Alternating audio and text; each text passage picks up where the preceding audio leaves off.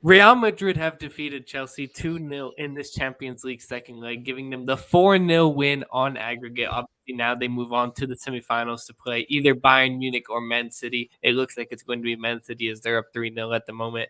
Let's just get straight into this initial reaction. G, what is your initial reaction to this win against Chelsea? And obviously, now you're in the semis.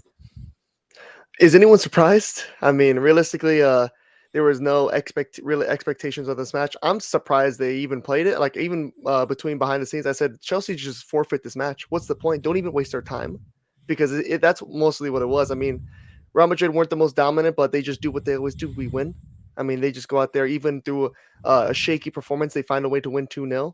I mean, that's just what Real Madrid do. It's no surprise. I mean, 4-0 in aggregate. Chelsea didn't deserve to be on the pitch with us. I mean, realistically, that's just what it came down to. And I already was eyeing up the semifinal matchup, which looks like it's going to be City. I mean, realistically, I don't care who it is. I mean, we're there. I mean, who's ever going to come out of City and Bayern has to go through us. The buck stops with us because we are the holders. We are the crowned, the most prestigious club in this competition, and we're there waiting. We're there waiting for whoever it is. Mm-hmm. I don't even know where to begin with this. Look, Chelsea have played Real Madrid in the Champions League for 3 consecutive years now. Obviously, we won the first time, winning the Champions League at the end of it. We played last year and we lost. Obviously, this year we played again and we lost. The difference between this year and the previous years is that this year we were embarrassed. Real Madrid were by far the better team. And the main difference and the main person I am blaming for this result, obviously there's a lot of people that could get the blame, but the person that I'm blaming and that deserves a lot of criticism is Todd Boehly. You have cost us this season, and honestly, you're on your way to the worst owner in football history. You're well on your way. You have made so many wrong decisions. I can't. It's unfathomable how many wrong decisions you have made as owner so far. You have made so many wrong decisions. I mean, look. First of all, you had the audacity to come into this football club and appoint yourself as footballing director. Come on. You have no experience, not only in football, but in European sport. And you come over to Europe, to Chelsea, one of the biggest clubs in the world, a successful winning club, and you appoint yourself as footballing director. You get rid of true football people, legends of the club. Petr Cech, who was running the club excellently. You have Marina, who you got rid of. You got rid of all of the football people, replaced it with yourself, and you have ruined this club. This season has been a disaster, and you've backed yourself into a corner as to where it's now. If you do not get it right next season with this, whatever the transfers and bringing in a new manager, you're on the verge of taking this club from great heights to becoming a mid-table club for good. That's the truth. This club has fallen off. We're not going to be in the Champions League anymore. Look, just let this sit in. We're not going to be in the Champions League probably at the best case scenario, 2025. 2025. 2 years we have to wait. That's being nice, That's the best case scenario. So this is a bad time for the club. We have no European football next season. And look, I want to let you talk after this, but for any delusional fans, because I'm not even gonna look. I love this club, but I'm not going to be delusional. This is not going to be a repeat of 16-17 when we had Antonio Conte and we won the league after finishing 10th. We had one of the worst seasons ever. Antonio Conte came in. It was looking grim. We all remember. He switched formations. We went on and we won the league. This is not going to magically happen next season. It's not going to happen. We got lucky then, but we don't have Victor Moses on this team turning into prime Cafu. Victor Moses. We don't have Marcos Alonso turning into prime Roberto Carlos. We don't have Antonio Conte, quite clearly. So that's not going to happen. The fact of the matter is, Chelsea, we've been in a crisis the whole season, but now we're on the verge of club suicide. I think that's what it is. And I mean, I agree with a lot of things you said. I mean, Todd Boehly is shambolic. He is the worst, if you want a picture of what a bad American owner is, you picture Todd Boehly. I mean, he's a disgrace almost to the American people. I mean, he makes us look bad. I mean, look, we've watched football for more than half our lives, and obviously we're from America. It's just how we are. But Todd Boehly has, just because he has the money, he's decided to buy Chelsea and appoint himself into a spot that's that takes the most knowledge. That you should be entrusting with literally the future of the club, and he's come out of nowhere. And literally, the board have had to explain to him how the Champions League even works, how the Premier League works, how top four works, because this guy doesn't know anything, man. I mean, it's the most stereotypical American doesn't know ball, because that's just what it is. Because he there's reports from I forget which source. There's been reports that the board had to remind him that they're not going to be in the Champions League next year, because he literally thought, it's all right. We'll just go at it next year. Todd, you're in 11th, bro. Like, you're not going to be anywhere in Europe. You're strictly almost, they should ban you from Europe is how bad you've been. So no, you're not going to be in Europe. You're not going to have the money that comes in, because that sells tickets. I mean, that's another revenue source that the Chelsea are going to lose, because they're not in Europe. And now all they're going to really have to play for is domestic cups. I mean, obviously the FA Cup and the league, but they're not going to do anything in the league. And how many players are you going to be able to sign that want to take on the burden of that is Chelsea being a Chelsea player? Mm-hmm. Because there's almost this entire squad. There's no one's good enough. I mean, literally, it's starting to look, not even to say, oh, Enzo's bad, but Enzo, you just overpaid for him. I mean, he's not 100 million. I mean, that's just that's the hand you've been dealt. You've signed players for amounts that are absurd. They're nowhere near their price tag, and for him to have the gall to be able to walk in the locker room and question the players, it's like, who are you? I mean, realistically, I almost feel bad for the players. I mean, I've been blaming the players for so long about that this is their fault, they're just shit. But to add on to that you're shit, and then you have some random fat American waste man tell you that you're not good enough, that why aren't you playing to the amount that you've been paid for, your 70 odd million? Why aren't you playing like it? Well, whose decision was it to sign that guy for that amount? It was yours. I mean, you're the one that revolution. Oh, we're going to sign all these guys to 8-year deals, and we're going to cheat financial fair play and get all the players that we want. We spend 600 million. I mean, 600 million. I mean, it's almost happened. It feels like ages ago that they did that, but that was this year. I mean, these are the players that were 600 million, and this is what it's gotten them. They started out at what, 8th and got to 11th. It's Well, unbelievable. imagine we have Champions League winners in this squad, of course. Imagine being a prestigious, expensive Champions League winner. You lose, and then you have Todd Bowley, a fat American, who's walking into the locker room and he's reaming you out when he didn't even know what the Champions League was until last year when he bought the club. He didn't know what it was. He didn't know who you were.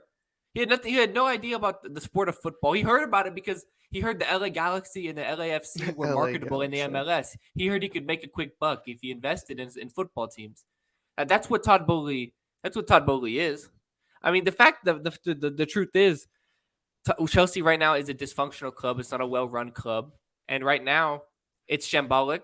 And I mean, I just hope that they realize that they have to get it right now. Otherwise, this is on the verge of club suicide. I mean, we've seen clubs, big clubs, fold. And I'm not saying they're going to fold like financially, but I'm just saying you've seen big clubs go down, relegated. You've seen big clubs that have become mid-table clubs.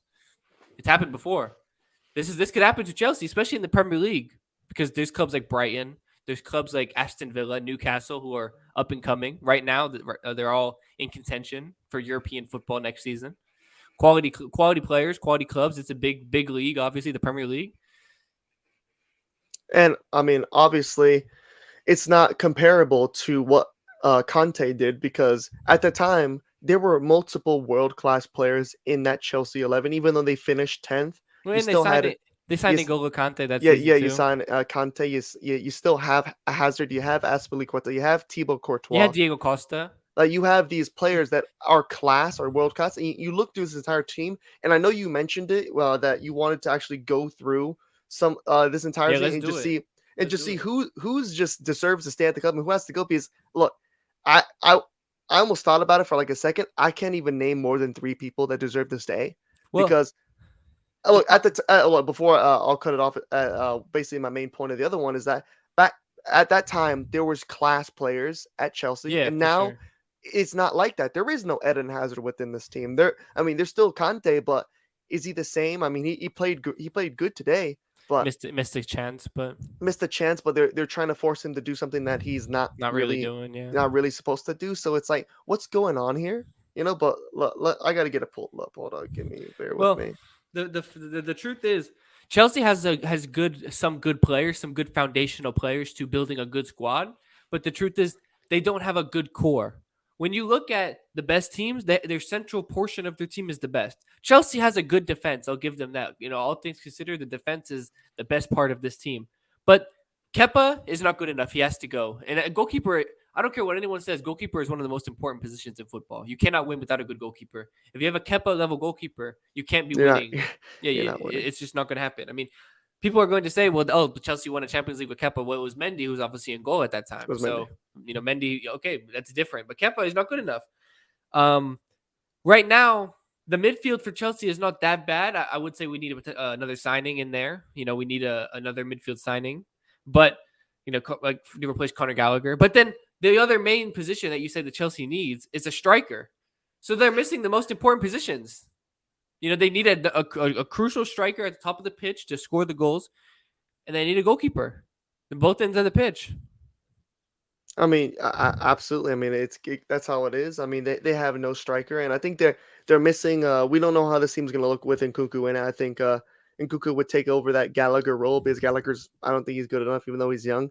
Chelsea are not in the position of they're welcoming a rebuild. They're not welcoming, hey, we're gonna just throw out the youngsters out there and have a ball. Gallagher's not going to fit that, and you have so many dead weight on the bench because when you look at this bench. I mean, they're not bad players, but they're not. They don't change anything when you bring them on. Like Joao Felix. Joao Felix, even from the start, from the get go, that they brought Joao Felix in for the loan, and I saw the amount they're gonna have to pick up his wages and the amount they had to pay. I always knew it was gonna be bad because look, I never rate Joao Felix. I never rated him. Even though he had a decent World Cup, he played all right in some spurts. He's just not good. I mean, he has statistically never had he's never scored, I think, more than 10 goals in a season. How is that good? And I get he's not a striker, but for a midfielder, he doesn't even average more than 10 odd assists? What does he do? I don't know what he does really well. Does he dribble? I mean, he has like a good spurts of dribbling, but he's kind of one of those players to dummy a defender and just give the ball away. I mean, he just doesn't really do anything. He's almost like a player. He's a nothing. So I never liked that. Mudryk, horrible signing. Sterling, not horrible, but he just doesn't. He's too old. He can't do anything for you. Mason Mount, what do you do with him? Does he play? Does he not play? Does he stay on the bench? I mean, he's demanding money that's like what 300K a week. 300K, 300K yeah. a week, and you're getting subbed on in the 77th minute in a Champions League match. In what world? But I mean, obviously, speaking about that Conte led team that had world class players, let's just go through Chelsea's squad right now and see who's good enough to stay. I mean, obviously, let's just start it off with Kepa. I'll say either sell or he's got to be a backup. Gotta be a backup. I mean, I would have thought you said burn his contract, but I mean, to each be their own. Cesar Azpilicueta. Cub legend, but it's time to go. It's time to just sell him. It's time It's to go. time to go. I mean, I would agree. He's a bit washed. Thiago Silva. Gotta stay. Legend. He's still a baller, even at his age. He's gotta come on, stay. I think Thiago Silva's great. Koulibaly. I'm gonna say sell, just because he hasn't been quite as good as what we hoped when we brought him in. Ultimately, it's just one of those things. I think we're gonna bring in another defender anyway, so we might as well just sell him, get the money. Oh, I think there's other players that other defenders we're going to get to that already fills that role. I think they got him a bit past his prime, so I would agree with that. And next guy up is a guy who actually just got an extension, Ben Chilwell. I like Ben Chilwell. Stay. I think he's pretty good, yeah. Chalaba. As a squad player, he's not bad. I'll let him, but nothing more than that. He's not a starter. But Not a so starter, I'll say absolutely. stay, but as a bench player. This guy actually surprised me today. He played quite well. Reece James. Baller. Keep him at the club forever. Lifetime He played contract. he played well. I mean, after coming off a bit of a poor performance at the Bernabeu, he played well today. Give him a lifetime contract. This is a good one. Mark Cucurella. Sell. Send him back to Brighton immediately. Yes, Mark Honestly, Cucurella. the worst signing we've ever made. You could make that That's argument. that's impossible because Mudryk is coming up later, but obviously that's later. Wesley Fofana, Keep all day. Baller. One of the best center backs and young center backs in the world right now. bet. I don't even know what to say He's a about he's that. a I don't bro. know. He's a They baller. they they overpaid for him, but yeah, I mean he's pretty 20, decent. 22 years. He's finally 100% fit. Come on. I mean they kind of overpaid for him, but a guy I kind of like Badiashile, Keep lifetime contract. Get him in. Baller. lifetime contract. Frank Bro, Lampard unjustly didn't hasn't been playing him as much, but he has not put a foot wrong. Him and Enzo has been the best two signings we made from January so far. Badiashile lifetime contract. I don't know what to say. Kovacic. Keep. I like Kovacic. Good player. Kovacic is very good, very solid. N'Golo Kante. Keep. If he's I guess I can healthy, keep it still now. one of the best players in the world. Best midfielders. Ruben Loftus-Cheek. He's good. I'm gonna say sell. I mean, we don't need any more mid squad players. I mean, we have enough of those. There's so I'll- much mid. There's a lot of mid in this team. Mason Mount. I would I would like to keep him honestly because I still think he could be a good player. But if we're gonna get like 70 million, I would sell him. You're not getting 70 million. I'm here to tell you right now, bruh. Next guy, Connor Gallagher. So Okay, yeah. That was quick. if we could get 30 million for him, that's like the highway robbery fleece of the century. I don't know, Well, like Everton must have been down bad or something. You know what I mean? they were down bad. This one, do we even mention Enzo Fernandez? I mean, I'm sure. No, that's another okay lifetime contract. Bruh. Lifetime contract, I guess He so. basically already has that anyway. Yeah, I mean, they extended him even longer. I mean, a little while ago. But another guy, Pierre-Emerick Aubameyang. We don't even have to sell him. He's going to go on a free, bro. But just get him out of the club immediately. Just kick him out. No, One don't of the even. one of the worst signings of all time. Not because of the price or the transfer fee or anything like that, but just been terrible. Just didn't work. Absolutely horrible. Raheem Sterling. So washed past his prime. He clutched up against Dortmund. I'm not going to lie, but outside of that, what has he done this whole season? He had one good game. He was hyped up as a big signing. You know, he's won Premier Leagues with Man City under Pep. I don't know what we thought was going to happen, but he's washed. Get him out. Hakeem Ziyech. He should have been sold in January. PSG wanted him on loan. He needs to get out. Like I think he's a good player. Just we never utilized him right. Never quite fit out what we wanted to do. Unfortunate. Wasted a lot of the years of his career. Maybe some prime years here that he didn't really get to play. I think it's unfortunate. He's a good player. We saw it for Morocco in the World Cup. But so Unfortunate. Christian Pulisic. so Oh no, he's turning on his country. he's got to go. I think he's a good player. He could be rekindled and find good form again for a different club. I think potentially for a Newcastle type club to be a squad player there could be very good. But he's injury prone. Very injury prone. I just think it's time for him to go. Next guy up, Kai Havertz. I'm gonna have to. Why are you I'm even torn. thinking about this? He- What do 'cause you mean he's you're li- torn? Kai 'cause he- Havertz is so bad. He's literally so bad. I guess I'll say sell because we could still get good money for him. You could fleece Bayern Munich from just because he's German. I mean, they might just want him, but look, Kai Havertz is just not good, man. I don't care where you play him. Whether you playing at a 9, you play him anywhere, he's just shit. But another guy that I almost think equally, João Felix.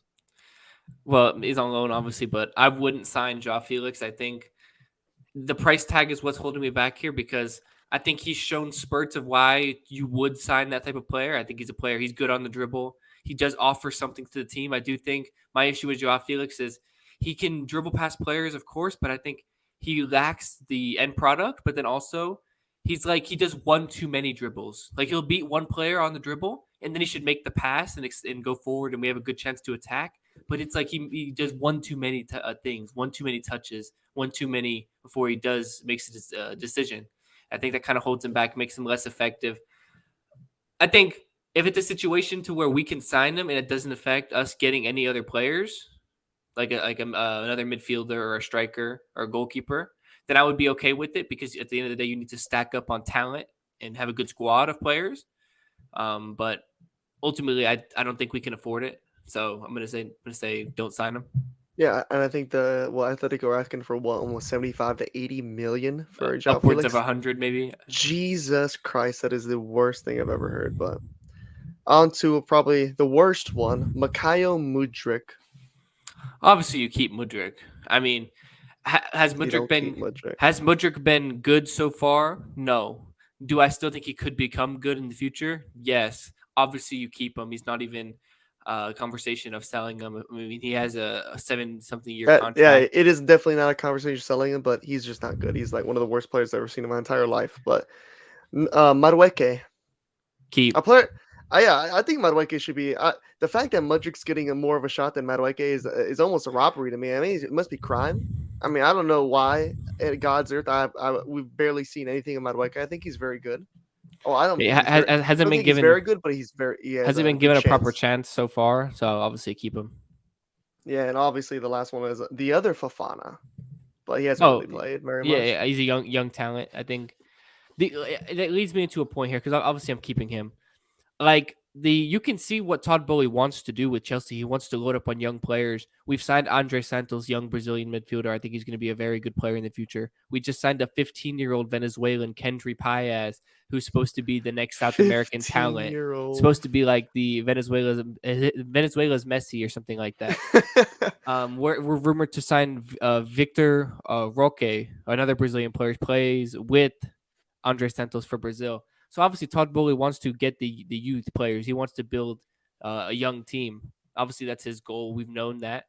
He wants to sign guys like Mudryk to long-term deals. Enzo Fernandez. He wants to sign young players.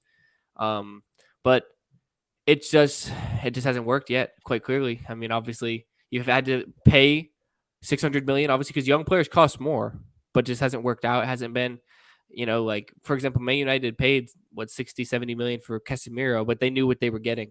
You don't know what you're getting with some of these young players, hmm like a Mudryk, for And example. absolutely, I mean, I mean, it's not a horrible idea, and that's why I don't. As much as Todd Bowley is, I think he's incompetent, but I think there's some points where he does mean somewhat well. I mean, he doesn't like losing. I don't think he's just there as he enjoys losing. He has put up and he has fronted a lot of money, but it was just put in the wrong areas. He had good intentions, but they were placed so incoherently the worst areas. Because what he should have done is trust the board, actually hire a director of football that knows football, that's watched football for longer than 3 weeks, and had them make the decisions. Have the scouts be able to go out there and get the scout the players that they want. Not oh, Arsenal want this Mudryk guy. Let's get him. Hmm. That's not how good clubs make their business. I mean, obviously there's obviously going to be those top echelon talents like a Jude Bellingham that everybody wants, but that's different because obviously Jude Bellingham is not Mikhail Mudryk. When you're talking about these younger players that some clubs look at, they'll take a little inquiry, but to go all in on that just because on a whiff that Arsenal wanted them is not good business, and that's Hmm. not gonna get you to where the point to where they want to be. Hmm. Yeah, I mean, look, at the end of the day, Todd Bowley has done everything wrong with this football club so far. It's not at the point yet where it's unsalvageable, but it's looking rough. And I think overall, the final point that I want to ask you is about Real Madrid, of course, because they're moving on. They're looking stable as ever. Quality club, of course. Um, you sent me about their dynasty. They've been in the semifinals for God knows how many times. 11 times out of the last 13 seasons. There you go. I mean that speaks for itself. So obviously, looks like it will be Man City in the semifinals, and obviously we'll lock that in tomorrow, 100% sure, of course. But how are you feeling about a potential semifinal against Man City? I mean, I don't feel any certain type of way. I don't care who it is. I mean, realistically, it could be Bayern, it could be Man City. It's looking like it's going to be Man City, but realistically, it could be a combined 11. It doesn't matter. Real Madrid are the holders. We are the ones to be feared. They fear us. I mean, there's no if, ands, or buts. City should be the favorite going into Real Madrid, but that's not how the players are going to see it as, because we are the kings of Europe, and that's what it's going to come down to. Look, if City want what we have, they're going to have to take it, and I don't know if they're capable of doing that. I don't trust them to do that. Pep has crumbled multiple times in these moments, and this is going to be a big. This is going to be a big. This could be a big statement for Pep, positively and negatively for his career. That can he finally do it? Can he get over the hump of winning a Champions League with Man City? and it's going to have to be against the most prolific team in the history of the competition. And So that's you what it's written in. It's written to be like that. so you're feeling confident. You think you'll beat Manchester City if it comes down to it. Absolutely. All we have to do is stop the tap-ins. If we can just stop tap-ins, Holland's not scoring. I'm pretty confident in that. And I know we're down. Militao not there the first And leg. I was just about to say Militao's not going to be there, but realistically, I mean, it doesn't take a rocket scientist to stop a tap-in. I mean, just put someone there. Just put a body there. Simple as You got that. Rudiger. We got Rudiger. I mean, look, I like Rudiger on Holland. I think that would be great. I mean, Rudiger's quick. He's tall. He's physical. I think that's about as best of a matchup as you can get on Holland. And look, they got players to worry about, like on our side. Who's got Vinny? Who do John. they got that can stop Vinny? John Stones. Like, you know what Vinny likes to do against English players in the Premier League. He has his record. The record speaks for itself. And who are they going to stop Benzema? Who's is anybody or Ruben anybody? Look, Diaz. they have people. Look, as much as Real Madrid have to work, they got to take them as seriously as anybody. But they have a lot of things to worry about on our side. I mean, we're dangerous. I mean, City's looked at as this big old superpower, but this is the original superpower of this competition. So I think it's equal amount of respect, but they definitely they know what they're in for. I mean, they know who they're playing. This is obviously a very early preview or prediction of that. Obviously, it's a long time in the future, of course, but I think there was times in this match against Chelsea where I thought Real Madrid were looking complacent and poor. And of course, obviously, when you're up 2-0 and you feel confident that you're going to win, you might not get to the levels of maybe of a high intensity, a game on match on the line type of feel. Especially for this Real Madrid team that's been there and done that at the highest level, of course, winning so many Champions Leagues. But it was just I look at this and I say this Chelsea team is not good. We know this, of course. This Chelsea team is really bad. I mean, they're 11th in the Premier League. Um, if this was Man City out there today, and instead of Chelsea, Real Madrid lose. Like if it like Man City are a better team than Chelsea, Real Madrid at some points were getting dominated by Chelsea. It wasn't looking that great. Obviously, Real Madrid are the better side. They're more clinical. That's why they won 2-0. But I think Holland and things like that for Man City can expose Real Madrid. Honestly, I just don't think Real Madrid do not look that impressive, like all things considered. I mean, realistically, I think they didn't look very impressive when they won it last year. I mean, this is just how Real Madrid are. I mean, they don't play beautiful football. This is not something that Real Madrid will ever be accused of. They play winning football, not beautiful football. And I think that is quantified in today. And then today was not a pretty match. I mean, there's points where Chelsea were dominant. They had us on the back foot, but we still came out that 2-0 winners. And look, I'm not comparing Chelsea to Man City because Man City is obviously astronomically better, but you got to understand that who are the mental favorites, and then that's going to be Real Madrid. And I think that's what it's going to come down to the mental edge of this match. I mean, we have players in here, Luka Modric, Tony Cruz, these guys that know what it takes and how it is. I mean, they're just going to scoff at this game like it's just another game, just another match. But for a lot of players in the City, there's a lot of pressure on City, and I think that's what that's gonna help us in our favor. Because yes, City have been better than us player for player for a while. I mean, last season I think they were the better team than us. I mean, on paper they were a better team, but Real Madrid are Real Madrid. They have the edge every single match they go into because they are who they are. So I think that's what it's going to help us, and that's what's going to be the same thing. Because look, we're not going to dominate City. That's not happening. We're not going to have more possession than them. We're not going to pass the ball better than them.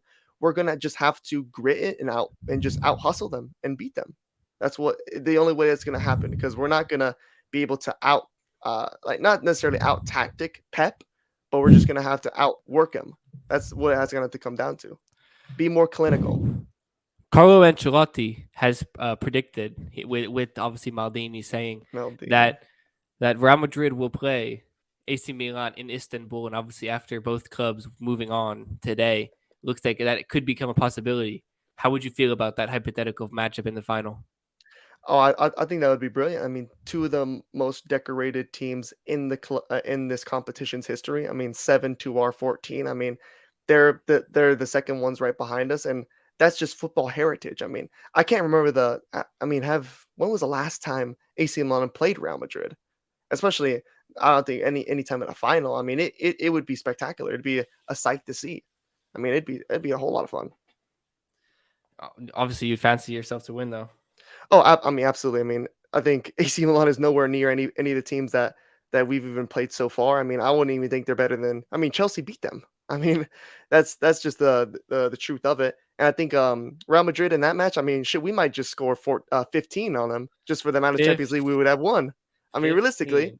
look, I don't think AC Milan is that good, but I think the more team, if I have to, obviously, I think it goes without saying, the more team I'm worried about is Man City. But I think we're gonna handle City, and then we're just gonna might as well go over there and have robbery in Istanbul. The last Wear the time ski masks. it looks like the last time they played was 2010 in the Champions League, 2010. Well, what round was that and just in the group stage. in the group stage? It's been a long time. It's been a long time, and well, 2010. Who did they even have in 2010? Wasn't that like Kaká and Ronaldinho? Or was that too old? I think Kaká was on Real Madrid Real Madrid. because they just signed Ronaldo, Cristiano. Oh yeah, yeah, yeah. Jesus, bro. But what a different time in football that was. Yeah, exactly. And obviously, there's more Champions League football to come tomorrow. Obviously, this one was pretty straightforward. We kind of knew what these results were going to be. Maybe not the Napoli match, but of course the Real Madrid match we knew. And then The the same Napoli match. the same thing tomorrow. We all expect Man City to go through. I don't think there's too much question about that. But I mean, it's football. At the end of the day, stranger things have happened. I mean, we've seen worse chokes, I guess. I mean, I would not be completely shocked. I mean, it's City, so I wouldn't be very shocked. But you're gonna have to let us know in the comments down below. What did you think of this Real Madrid Chelsea match? What do you think of Todd Bowley? This the rest of the real Todd talking point. Bowley. Like the match is one thing; it's a disgrace, embarrassment. But what do you think of Todd Bowley? Let us know in the comments down below. Slap a like on the video. Subscribe to the channel for more football content. But without further ado, I think we can get out of here. Yeah, let's get out of here. I'm Zach, I'm G. and we'll see y'all next time for another video. Peace.